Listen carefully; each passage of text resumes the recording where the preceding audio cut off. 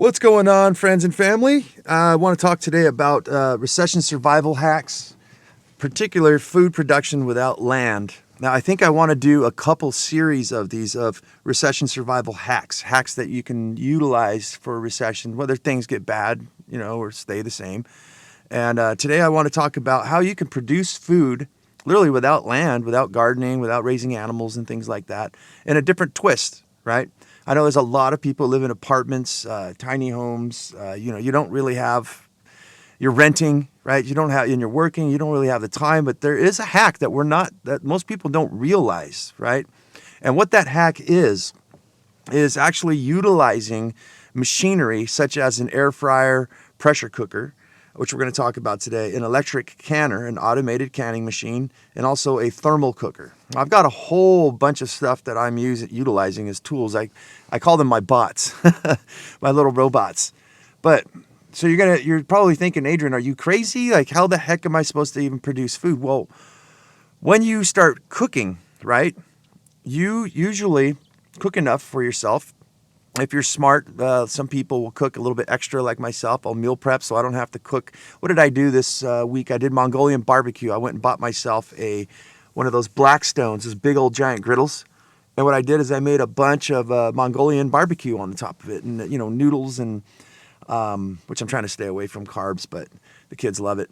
But yeah, I just went and bought some sirloin steaks, chopped real fine, and threw in carrots, broccoli, and mixed up my own sauces and made a big old batch, right? Well, that's something you can't really preserve, to my knowledge. The noodles will get soggy and stuff like that. But the point is, I made a whole bunch of extra stuff, and I didn't have to cook. Now, I do the same thing, which we're coming up on Thanksgiving pretty soon, right? This is the end of October here when I'm recording the show in 2022. And you're going to cook a turkey. And most of the time, there's a lot of leftovers, and turkey's actually really not that great to eat, I think, after 2-3 days, right? You can make fried tacos out of them, and there's all kinds of turkey quesadillas and stuff that I make, soups. Actually, I guess you can make yourself some turkey soup. But what you would do is you're going to render down, buy stuff that, like, for instance, let's just start off with the pressure cooker. So what I've done is I'll go and I'll buy myself some like fatty chicken thighs, right? And I'll make shredded chicken, cooking it in the pressure cooker. I usually go around 15 minutes, I think, per pound. Around like 45 minutes, I think is what it takes me, or about an hour. So depending on how much meat I've got, I think it might have been 20 minutes. I usually go about an hour and 15 minutes, an hour and 30 minutes. And what I do is I load up this pressure cooker, right? So it's basically this little pot that sits inside the pressure cooker. It's all automated too, right? There's the Ninja Foodies. There's the Instapot and stuff like that. So you basically stick your chicken in there, cover it with water, put the lid on, push play, right, for an hour and a half, the pressure cook on high, and you walk away, right? And as you're doing stuff for an hour and a half, this thing is continually cooking all by itself. Once it's done, you push a little lever, and the steam comes out. You open up the lid, and you instantly have cooked, shredded chicken. You remove all that chicken, and you use that for tacos or whatever it is you're cooking. But you're left with this big old broth now. My favorite is if you can get bone chicken, like the thighs with the bones in it and stuff. But I buy a lot of stuff from Costco and things like that, organic chicken. It doesn't have bones. But bones impart this really good flavor, but you don't really have to have it, right? So, and going on Costco the other day, I looked at the amount of work I'm doing canning stuff, right? Is it really worth it for me while I'm making good money to take time off and do these things? And I looked at bone broth, chicken bone broth, and it was like $18 for like 6 quarts, I think. And chicken broth, basically chicken stock, which is just the fat and the meat and things like that, was like around $11 or something. So it was almost twice as much for bone broth. And for those of you guys who don't know, bone broth actually, you get all the marrow and stuff like that. Like if you ate rabbit that had no fat and stuff like that, you want to break the bones and get the marrow out. Any non-fatty animal, to get that fat, that nutrition. There's a lot of nutrition locked in there, and also a lot of flavor. So basically, yeah, what I've done is I've essentially went in and got my chicken out. Now I have this broth. Now you're going to take this broth and you're going to put it in a strainer, and you're going to fill up your quart glass mason jars, right? And you're going to stick this in the fridge. You're going to save all that. I mean, you can get off 5 pounds of chicken. You can probably get almost a whole gallon of chicken broth. Stick that in the refrigerator, let it cool down, then the fat's going to float up to the top. And what you can do is you can take that fat, skim it off, because you don't want too much fat. What it said in canning, I haven't played this scenario out yet to see if it spoils. Some say it's not that bad. Some say you don't want too much in there. But usually with those thighs, man, you'll get like a hockey puck, about sometimes a half an inch thick.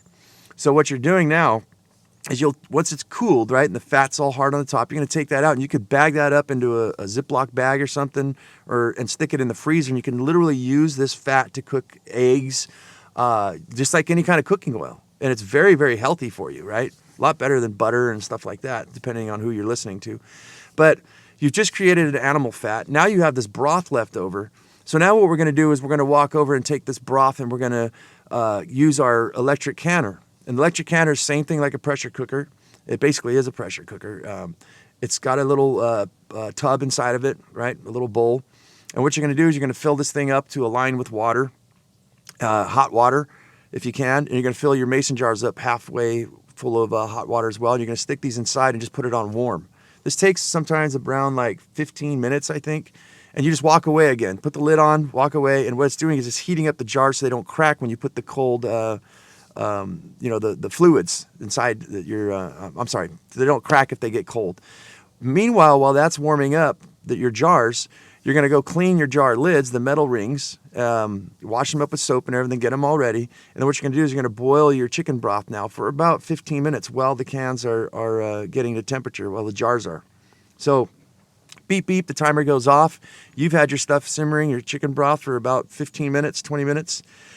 You're going to go and get a little funnel, and you're going to fill up these jars about an inch, leave an inch of headspace on the top of the jar. I can't remember why at the moment right now, but you're going to fill them all up, and you're going to get a little spoon and just kind of get rid of any bubbles, anything plastic, don't use anything metal. And you're going to swish it around and get rid of any air bubbles that are inside the broth. Usually these come off relatively fast. Unless you're doing chicken meats and stuff like that, the air bubbles could get stuck. Oxygen is our enemy in canning. So you can see within this 15 minutes, we've got our broth, our jars all loaded up, right? So what we're going to do is we're going to put the lids on. You're going to take a little rag with, I like to get a little bit of white vinegar, wipe the rim so you get rid of any contaminants from your skin or any meat or something like that. Grab the top of your lids, stick it on. There's a little top piece, and then there's a ring that goes over that. You're just going to hand tighten it. You do not want to tighten it all the way because it's going to pressurize and could crack. And you can do up to 5 quarts in some of these, like the electric canner that I have. So literally within 20 minutes, right, I stick in these quarts and close the lid. I'm sorry, I think I forgot one detail. You want to discard the hot water, right? And you want to get one of those little scissor things. They have little jar grabbers because everything's all hot. But literally within 20 minutes, stick your jars back in there, close the lid up, and press play, right? I think it takes 20 minutes to can beef broth and chicken broth. And then you walk away. And literally within, I think it's 20 minutes, it has to come up to temperature. So somewhere around like 40 minutes or so, your canning's done. You don't have to do anything. Literally, you can walk away and leave this thing sitting in there for a very long time. After about 12 hours, no more than 24 hours, right? Well, let's start from the beginning. I'm all over the place here. Sorry, guys. You're going to pull your jars out, say about after an hour and a half or so. Let them cool on a cutting board or something. They're going to be very hot, and they're going to be bubbling. And then just check the lids. You want to pop the ring off. It's going to be loose. If you can't pop the top off of the jar, then if it doesn't come off very easily, right, you just want to gently push on it, then you're good. And also it'll dimple. It'll actually cause suction and go. But if the top of your can is sticking high like a button, you keep pushing, it goes bop, boop, bop, boop. That means you didn't get a good seal and your stuff's going to spoil. Well, you got a good seal, go ahead and hand tighten the jar, mark it, what you did, and date it, what it is, and put it away. And you've just created broth, right? And 5 quarts within probably about 2 hours of time. And it's not really 2 hours of full hands-on. You could be doing all kinds of other things. So another method I wanted to talk to you guys about is the thermal cookware. And we're already passing 10 minutes, and I don't think I really have time to get into that. Thermal cookware is awesome, guys. I'll tell you very quickly. You can heat stuff up, boil meats or broth, like say the chicken thighs I was telling you about, over fire, or you could do it on a gas stove, electric, whatever. You get it to a boil for about 10 minutes. Let it all get the meat get hot. You stick a lid on it. It's basically like a little tiny pot that goes with inside a thermos. And some of them have 2 pots. So you can do rice and you can do chicken and all this kind of stuff. Close the lid up. It'll cook all day with no electricity, no chance of starting a fire, nothing. And it tenderizes everything, right? It's the same concept as the pressure cooker. Pressure cooker is just a little more, I think, hands off, basically. But yeah, if you guys want to know about the thermal cookware, let me know in the description below. And I just wanted to record this too. I'm on a job site. This is Palma Valley. For those of you watching this show on video, right behind me there is Palma Valley. If you guys can see the fog, I think the light's a little weird on the camera here. That's actually Carlsbad, Oceanside. That's the ocean all over there. That's where I live up inland a little bit over in Fallbrook. This is San Diego, North County. Beautiful country out here. A beautiful view I thought you guys might like today. Let me know if you guys like this sort of thing. I was actually thinking of taking you guys on the beach with me too, do these shows early in the morning and kind of give you guys a side view for those of you watching. So guys, I hope all this information helps, and I hope that if you guys want to hear more recession survival hacks, let me know. I mean, this is a way, guys, you can feed your family. You're just cooking a lot more than what you're normally doing. You can can soups and turkeys. You know, you got the Thanksgiving coming up. Get all that bone broth, as I was telling you. Crack those bones and put them in a pressure cooker. We didn't even cover that today, but we can cover it again. If you guys want to hear about that, let me know in the description below. And you're literally saving, repurposing, stacking functions, as we like to say on the show, like crazy. And you don't even have to have a garden. There's a lot of things that you can do. You don't have to have land, but you add land to it and it makes it even that much better. That's the whole point of this show, is to make life even better than what it is. We should always be getting ahead. And guys, I got to get to work. Thanks for watching.